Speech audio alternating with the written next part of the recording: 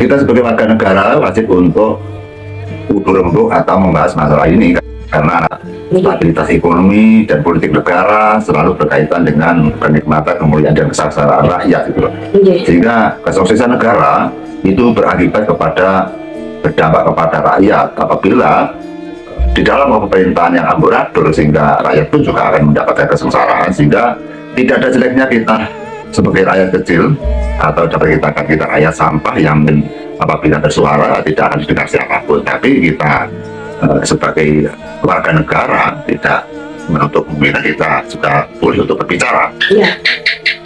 Kita tahu bahwa setiap harinya kita melihat konten baik dari YouTube, snack video, atau kita sangat bingung sekali dan kita susah sekali apabila kita melihat daripada komentar dari teman-teman kreator, yang mana teman kreator membela yang benar. Saya percaya bahwa teman kreator adalah merupakan orang yang peduli pada nusa bangsa dan agama, termasuk persatuan negara Republik Indonesia.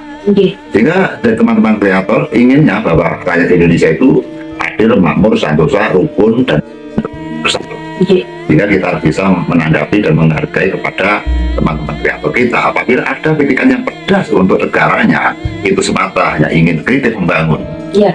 Sehingga dari para pejabat, pemuka agama, kemudian para instansi yang sejajarannya, lembaga-lembaga DPRD sebagainya, apabila ada kreator yang kritik, jangan sampai Anda terus ambil tindakan untuk, kalau nanti banyak kritikan yang dibabat habis, akhirnya tidak ada yang mengkritik, dan selanjutnya para pejabat maunya sendiri, akhirnya negara ini akan kocar kacir, teman-teman.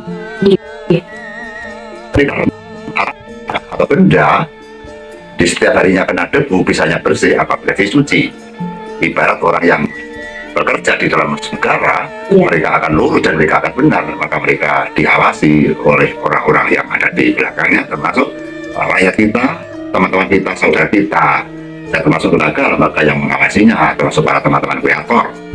Menjadikan teman kreator tidak semudah yang dibayangkan, karena orang kreator harus punya aktivitas yang longgar, dan teman-teman kreator otomatis juga memiliki pengalaman dan pendidikan, sehingga bagaimana mereka agar tertarik bisa dilihat oleh para penonton. Di samping itu, para kreator juga memiliki edukasi agar negara ini bisa berkembang melangkah 1 tapak hingga 7 tapak menjadi negara yang maju sekali. Kita tahu bahwa di saat kita menjalankan, yaitu memakai masker, adanya corona, negara kita sangat montang-manting sekali karena pendanaan sampai kocar kacir yang mestinya untuk asal hanya biaya memberikan sembako, makan kepada rakyat kecil dan sebagainya, sehingga penundaan bangunan karena dipergunakan untuk pengobatan rakyat Indonesia. Setelah corona berhasil dihadapi oleh seluruh warga Indonesia bersama, yaitu utusan-utusan wakil-wakil dari pemerintah, termasuk media medis yang berhasil menuntaskan permasalahan corona. Namun pipa-pipa pilas atau bekas-bekas daripada rakyat masih tamat, dan mereka masih kena sengatan akibat dari corona, yang mana mencari pekerjaan sulit, banyaknya pengangguran, kemudian harga-harga sembako yang begitu melejit seperti hari. Sayang sekali teman-teman bahwa sembako, beras mahal, rambang mahal, lombok mahal, kara mahal, semuanya serba mahal. Di saat ini pun tidak ada orang-orang yang membicarakan tentang kemahalan barang-barang sembako, karena pemerintah asik dengan masalah-masalahnya sendiri. Semestinya hari-hari ini, semestinya masa-masa sekarang ini, pemerintah peduli kepada rakyatnya untuk mengatur strategi bagaimana agar rakyat kita bisa menjangkau dengan harga yang sepantasnya, atau yang sejajar, atau yang setara gitu loh. Rakyat tidak minta harga yang harus murah, namun rakyat agar kita bisa mampu untuk membeli barang-barang yang kita butuhkan.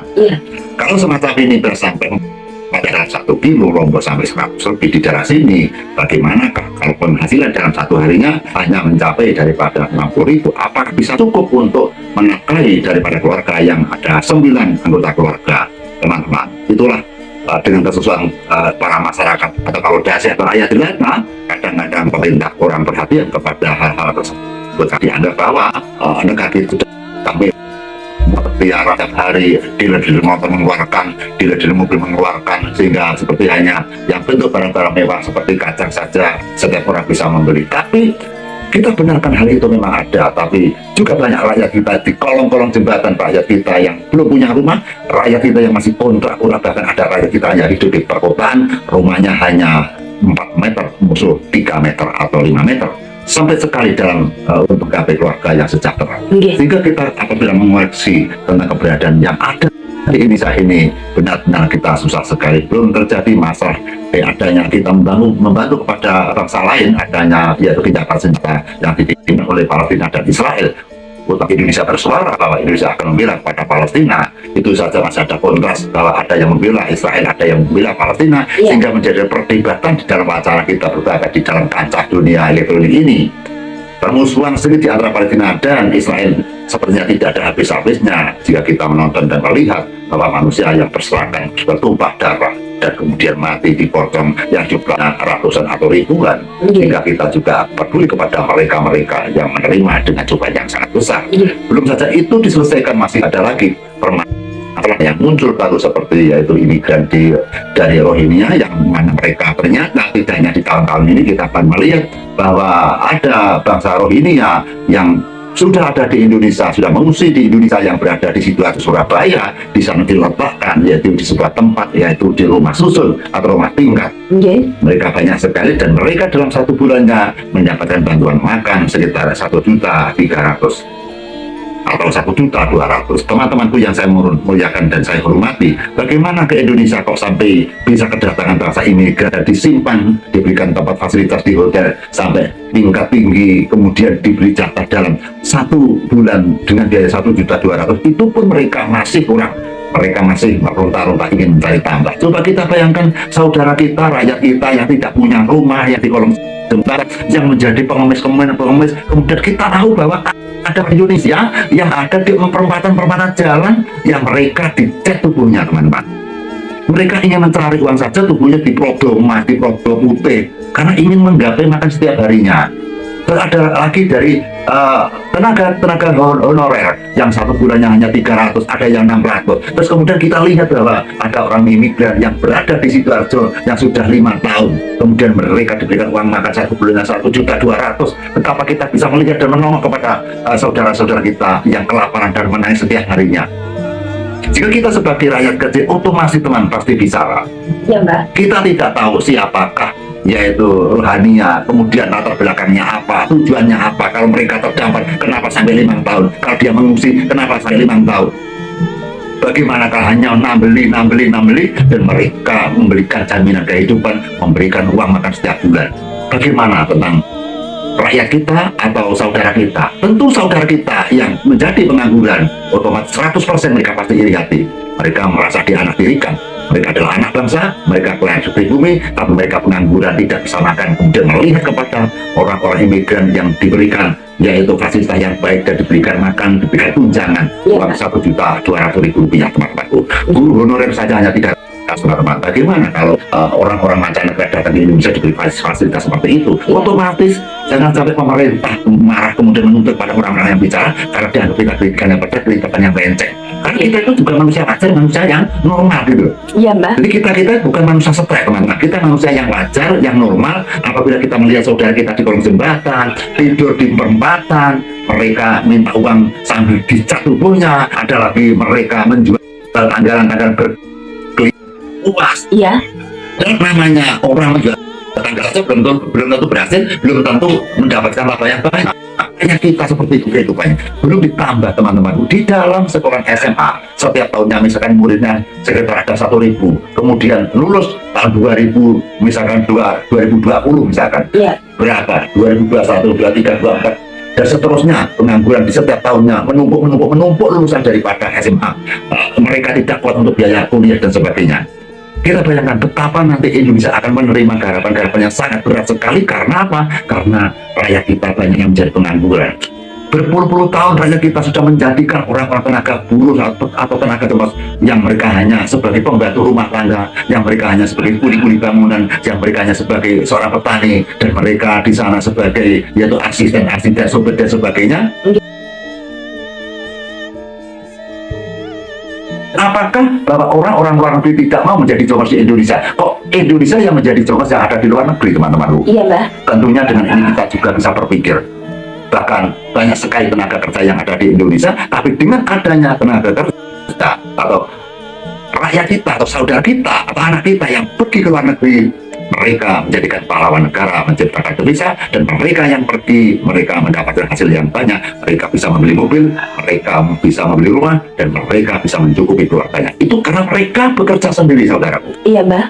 Mereka mau mengeluarkan keringat sendiri, mereka beradu nasib sendiri, karena orang pergi ke luar negeri itu belum tentu berhasil. Kadang di sana sakit, kadang di sana itu dipulangkan, kadang di sana dipermasalahkan, ada juga yang di sana dipancung atau dihukum mati.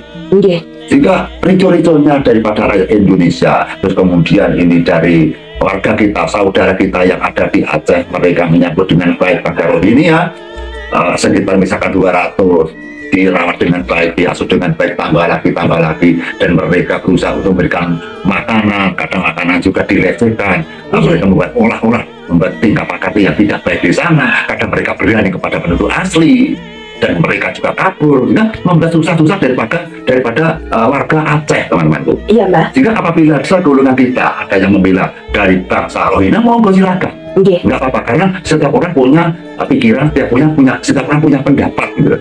Dan kalau saya membela rakyat saya sendiri, membela dengan saudara saya yang ada di pribumi, gitu loh. Saya tidak mengerti alasannya apa, dan kita tidak bisa untuk mengasihi dia karena kita tidak tahu ceritanya dia.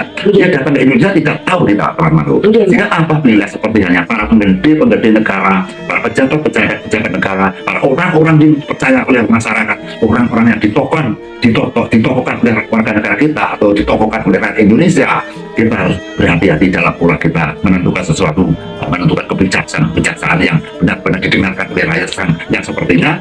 Dan seperti contohnya misalkan seperti wakil presiden kita menyatakan bahwa bangsa Rohingya akan diberikan tempat pulau jika mereka dijadikan satu.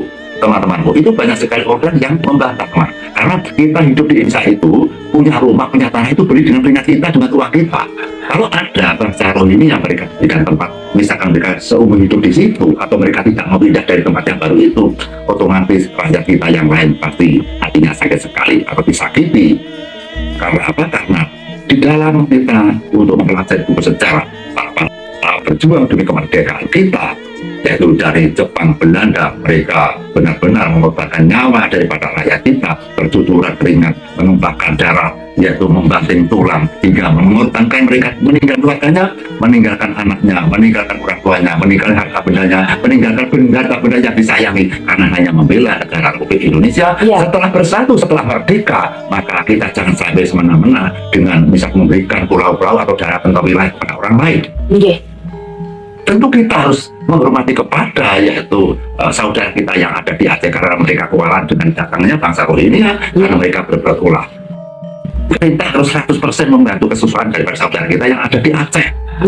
Kalau kita kurang perhatiannya kepada warga kita di Aceh, misalkan warga Aceh sudah demo, warga Aceh sudah meronta-ronta agar mereka pergi, mereka tidak mau pergi, dan kekuatannya warga kurang kuat, semakin bertambahnya para imigran sehingga menjadi kebingungan. Terus kemudian pemerintah tidak memberikan kebijaksanaan yang tegas.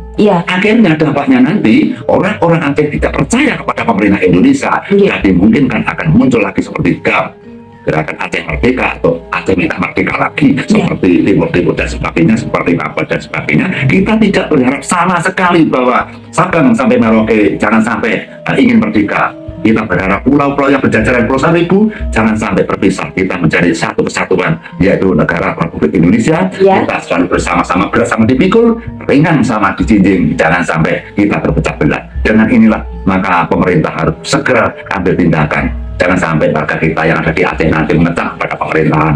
Kita punya perwakilan seperti Dewan Perwakilan Rakyat. Apabila memutuskan akan memberikan bantuan apapun, kita harus lewat dengan DPR.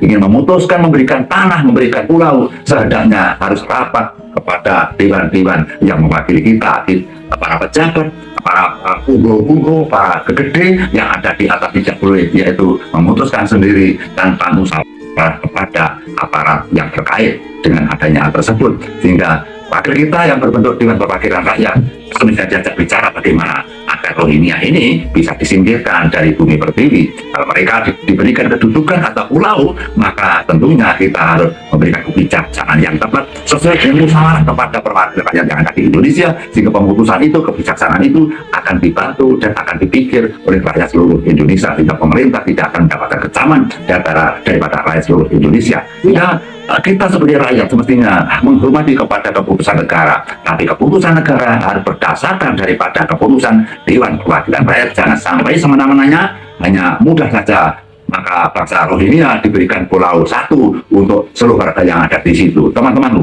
misalkan kita memberikan tanah yang ada di pulau lain atau pulau kecil, misalkan ada sekitar 100.000 bangsa Rohingya yang berada di Indonesia, mereka berada di situ dan mereka minta pertanggungjawabannya agar mereka menjadi warga negara Indonesia. Setelah mereka menjadi warga negara Indonesia, kemudian mereka membuatkan pola, mereka berontak dan demo agar mereka diberi fasilitas yang sempurna, agar yang Indonesia kesusahan untuk mengatur itu. Bisa juga bangsa Rohingya yang bertempat di salah satu kepulauan tadi, mereka ingin memisahkan diri, ingin merdeka sendiri. Artinya apabila diberikan tempat, diberikan wilayah, mereka merdeka, ingin merdeka sendiri, artinya Indonesia kehilangan kepulauan. Ya, jadi memang datangnya Rohingya ini, Mbah, itu seperti tidak disangka-sangka, apalagi kita tahu dengan alasan yang saya lihat di konten-konten sebelah, Mbah. Jadi saya juga tidak tahu apa alasan pemerintah itu memberikan pulau. Tapi mungkin apakah ada kebijakan lain, Mbah, menurut panjenengan supaya untuk masalah hari ini tidak boleh kita gegabah untuk menentukan hal-hal atau kebijaksanaan yang nanti akan merugikan kepada orang banyak atau seluruh rakyat Indonesia. Apabila Bapak Wakil Presiden memberikan kebijaksanaan bahwa bangsa Rohingya diberikan tempat atau wilayah atau perkampungan atau kota atau pulau, semestinya sebelum berbicara harus rapat dulu kepada perwakilan kita yang kita sebut DPR, Dewan Perwakilan Rakyat, agar mereka mewakili suara-suara kita. Apabila Dewan sudah memutuskan bahwa itu diperbolehkan oleh DPR karena atas perintah dari rakyat, barulah memutuskan bangsa itu, rakyat itu diberikan tempat atau wilayah. Sehingga kita tidak boleh menentukan dengan sendiri, tidak boleh kita bersuara sendiri. Kita sebagai bangsa dan negara, kita juga menjalankan Pancasila, bahwa Pancasila juga menuliskan kita harus bermusyawarah untuk mencapai mufakat, teman-teman. Yang perlu kita pertanyakan, teman-teman. Saya pun juga bingung dipertanyakan oleh tetangga saya, teman saya. Pak Bintoro, saya tanya, gimana? Pernah dengar nggak itu bangsa imigran yang dinamakan Rohingya? Pernah nonton Pak saya, Pak? Saya bertanya, pada saat bangsa Rohingya masuk ke wilayah Indonesia, masuk mereka dengan yaitu perintah ke lautan, apakah tidak ada angkatan laut yang mengawasi, Pak? Apakah tidak ada angkatan darat yang mengawasi tentang perjalanan kapal menuju ke daratan Aceh? Saya bingung menjawab, teman-teman dulu. Maksudnya kalau di sebuah negara itu pasti diawasi angkatan darat, angkatan udara, dan ditambah dengan kepolisian. Sehingga perjalanan ke area laut itu pasti diawasi oleh angkatan laut ditambah angkatan udara. Setiap ada kapal yang masuk pasti ada alarmnya, pasti tahu itu. Kenapa saya bertumpuk-tumpuk banyak yang hilir mudik, kapal itu tidak ada yang melanggar, tidak ada yang menolak, atau tidak ada yang menangkap, atau tidak ada yang ngebom, tidak ada yang bedil, kok dibiarkan saja? Sehingga pada dasarnya saya ditanya tetangga saya tidak bisa menjawab, teman-teman, karena saya tahu sekali bahwa negara ini diawasi oleh yaitu dunia kemiliteran, baik angkatan darat, angkatan udara, dan angkatan laut. Mestinya kalau bangsa Rohingya masuk ke Indonesia lewat lautan, pasti tertangkap oleh tentara angkatan laut atau marinir Indonesia. Belum lagi itu yang ada di udara, teman-teman. Tapi datangnya Rohingya dengan kapal yang banyak, kenapa dibiarkan saja? Maka saya tidak bisa menjawab daripada pertanyaan dari tetangga saya atau teman saya. Karena saya mau memberikan jawaban, kalau nanti meleset saya malah malu. Maka saya mengatakan saya tidak mengerti hal itu, gitu. Maka dengan ini apa yang saya sampaikan semoga menjadikan yaitu edukasi atau pembelajaran. Jangan sampai nanti akan bertambah lagi dan ada informasi bahwa bangsa Rohingya masih ada 800.000 yang belum masuk ke Indonesia, gitu loh. Sopo sih ngomongin pokok 400.000 bisa, gitu loh. Padahal rakyat kita saja kelaparan banyak. Ini beras 14.000, lombok 100, berapa bawang muda, rakyat nangis, saudaraku. Bener ini, tetangga saya menangis karena mereka juga bekerja, tapi uang yang didapat untuk makan, bayar listrik, bayar TV, untuk jajannya anak, nyekolahnya anak, enggak cukup. Apakah nggak enak dibantukan kepada warga kita yang membutuhkan? Kalau toh terpaksa kita menghormati kepada hak asasi orang lain, kita belas kasih kepada orang-orang yang ada di luar sana yang lagi susah, membantu boleh, tapi jangan berada di Indonesia. Karena ini daratan Indonesia ini harus steril karena diperjuangkan dari para nenek moyang kita, diperjuangkan para pahlawan kita, para pahlawan kita yang gugur di medan laga meninggalkan keluarganya, dan mereka dengan mati yang sia-sia, yang mati yang dengan sengsara gitu loh. Maka kita harus menghormati kepada pahlawan. Apabila terpaksa nanti bangsa yaitu Rohingya diterima oleh negara kita, maka pihak pemerintah harus bisa mengklarifikasi bagaimana sejarahnya kok kita bisa membantu kepada orang manca, apa sebabnya, apa alasannya. Kalau alasannya jelas, sebabnya jelas, otomatis rakyat kita pasti bisa menerima, teman-teman. Tapi kalau alasannya nggak jelas, maka ini nanti akan umum warga negara Indonesia banyak yang timur dan berontak karena mereka merasa tidak diberikan kesenjangan yang seperti mereka itu, karena mereka yang menempati pulau tanpa beli dan sebagainya. Itu menjadi alasan kita. Tadi kita juga melihat konten sebelah yang mengatakan kepada pemerintah bahwa saya beli rumah Pak Wakil Presiden, saya beli sendiri, bekerja sendiri, itu ada pendatang kok diberikan pulau, itu bagaimana kebijakanmu? Itu ada yang bilang seperti itu. Ya, sepertinya kita kalau melihat konten itu inginnya hiburan, Mbak Lulu. Ingin senang-senang, capek-capek kita melihat berita-berita yang ada di YouTube, ada di video, ada di dan sebagainya. Tapi kadang-kadang kita terpaut dengan emosi, teman-teman. Ikut marah, ikut benci gitu. Akhirnya tangan ini yang mestinya tidak marah kita mengerti dengan kemarahan. Kadang-kadang kita kebablasan, teman-teman. Karena kita ikut marah gitu. Maka permasalahan yang ada di Indonesia ini, yang ada di HP ini, apakah mereka atau permasalahan ini didapat ditapis dengan sedikit-sedikit dan akhirnya hilang. Belum lagi kita bicara tentang pemilihan umum, yang ini menjelekkan ini, yang ini menjelekkan ini, yang ini menghina ini, yang ini menghina ini. Hingga penghinaan di dalam kita memilih presiden dan wakil presiden saja kadang-kadang publik itu memperokok dan panas, teman-teman. Ketambahan daripada Rohingya. Mana rawat dan asuh kepada rakyat kita, warga kita yang akan yaitu menjalankan tugas, yaitu mengadakan pemilihan umum agar kita bisa memilih presiden dan wakil presiden yang baik. Jangan terlalu ikut campur urusan mancanegara. Segera diatasi agar orang-orang Rohingya atau orang-orang imigran yang lain pun agar bisa loncat dan pergi meninggalkan bumi pertiwi ini. Apabila nanti berhasil daripada mereka pergi dari bumi pertiwi, maka rakyat kita akan hormat kepada para pejabat yang ada di atas sana, karena rakyat hanya membutuhkan yaitu tata negara yang diwakili oleh para pejabat yang ada di atas sana. Sehingga kita sebagai warga negara, kita sebagai rakyat tetap menerima keputusan apapun yang diputuskan oleh negara Republik Indonesia. Namun dengan demikian saya mohon tentukan sesuatu yang bijak. Apabila memberikan kebijaksanaan, harusnya musyawarah kepada lapisan-lapisan yang lain, jangan diputuskan secara pribadi itu, Mbak. Ya, terus bagaimana Mbak pandangan jenengan tentang ada salah satu pihak atau beberapa pihak yang mengatakan bahwa kita harus menolong Rohingya karena sesama Muslim, itu gimana pandangan? Itu tidak salah. Memang di dalam satu Muslim harus tolong menolong, jangan ada satu Muslim di lain agama pun juga diberikan kewajiban untuk menolong. Kita orang Islam kewajiban menolong Hindu, Buddha, Kristen, Katolik dan sebagainya, karena sama-sama umat Tuhan, sama-sama penduduk Indonesia. Jadi kita diwajibkan untuk menolong bangsa Rohingya. Tapi apakah menolong harus mereka diberikan tempat pulau? Apakah menolong harus mereka ditahan sampai berpuluh-puluh tahun, beratus-ratus tahun ada di Indonesia? Bahwa kita juga tahu bahwa di konten sebelah juga ada bangsa Rohingya yang ada di Sidoarjo yang katanya sudah 5 tahun. Berarti ternyata Rohingya datang di Indonesia ini, Rohingya atau imigran yang datang di Indonesia ini tidak hanya sekarang. Sejak dulu sudah ada bangsa Rohingya yang datang di sini, karena mereka sudah 5 tahun ada di Surabaya atau di Sidoarjo.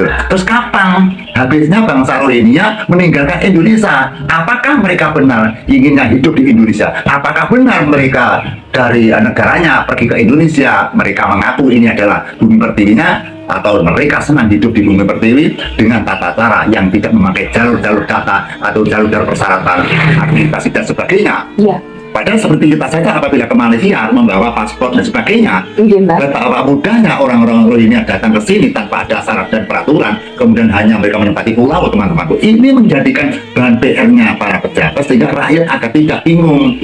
Maka berikan wacana, uraikan di media bahwa orang Rohingya seperti ini, tujuan seperti ini, kita harus menolong, kita harus mengasihi, kita harus membantu. Jadi kita menolong, membantu, mengasihi itu harus ada dasarnya gitu loh, agar rakyat itu paham dan mengerti, oh ternyata tujuannya seperti ini, mereka tidak lama di sini, kita sebagai orang Muslim harus membantu. Jadi ada alasannya, teman-teman. Jadi tidak hanya memutuskan kita harus membantu. Membantu itu orang mana, tujuan apa? Apakah di Indonesia selamanya atau hanya sementara? Itu kita terangkan di media agar rakyatmu ini akan mengerti tentang keberadaan, tentang adanya imigran tersebut gitu. Ya teman-teman, jadi memang banyak sekali ya yang mengkritik kebijakan pemerintah yang memberikan pulau kepada kaum-kaum Rohingya ini. Ya. Dan mereka ini sebenarnya yang mengkritik untuk pemerintah itu bukan karena mereka benci kepada Rohingya, tidak, melainkan karena cintanya dengan Indonesia. Itu bagus semangatnya, seperti Ya. kita Mbak Irul ya. Ini waktunya tidur, kita mengadakan streaming, terus kemudian yang dibela orang Aceh.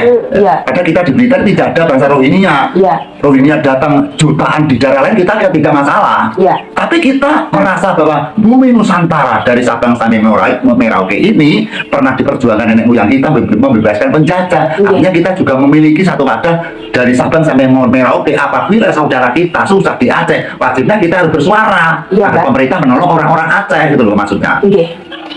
Teman-teman, jadi itulah live kita pada pagi hari ini. Semoga teman-teman juga terhibur, sekaligus kalian bisa mengambil pengetahuan sebagai tambahan wawasan kita semua, bahwasanya memang kita boleh membantu orang lain teman-teman, tapi kita jangan lupa bahwa di Indonesia sendiri ini juga banyak warga negara yang butuh pertolongan. Jika alasannya adalah kita membantu sesama muslim, di daerah kami ini juga banyak sekali orang-orang muslim yang tergolong tekun tapi kehidupannya itu belum terjamin. Iya, banyak yang melarat malah. Iya, yang rumah tidak punya, makan saja susah, ngutang sana sini, bahkan tidak makan, harus berpuasa hanya karena ekonominya tidak terjangkau. Dan kita pernah menyaksikan itu. Sehingga teman-teman, kenapa kalau kita lebih mengutamakan orang luar, kenapa kok tidak mengutamakan warga kita sendiri yang jelas-jelas WNI, yang jelas-jelas tidak mungkin menjadi Indonesia, karena kan memang warga pribumi Indonesia. Sehingga teman-teman, mari sama-sama kita berpikir secara bijak. Saya juga berdoa semoga kebijakan pemerintah, entah apa nanti yang akan diputuskan, itu adalah yang terbaik bagi Indonesia. Dan saya juga berdoa semoga Indonesia tetap aman-aman saja, karena mengingat penjajah-penjajah yang datang di Indonesia dulu itu benar-benar menyengsarakan nenek moyang kita. Kita yang hidup di zaman sekarang itu tidak bisa merasakan jajahan teman-teman. Kita yang hidup di zaman sekarang cuma bisa membayangkan bagaimana sih waktu penjajahan Belanda dulu, bagaimana sih waktu penjajahan Jepang dulu. Jadi kita hanya bisa berangan, kita tidak tahu rasanya betapa susahnya dijajah teman-teman. Sehingga jangan sampai kita mengalami penjajahan itu. Biarkan perjuangan nenek moyang kita dulu yang telah berusaha mempersatukan Nusantara, berusaha memerdekakan Indonesia ini terus kita jaga, terus kita lestarikan. Jangan sampai perjuangan nenek moyang kita itu sia-sia lagi.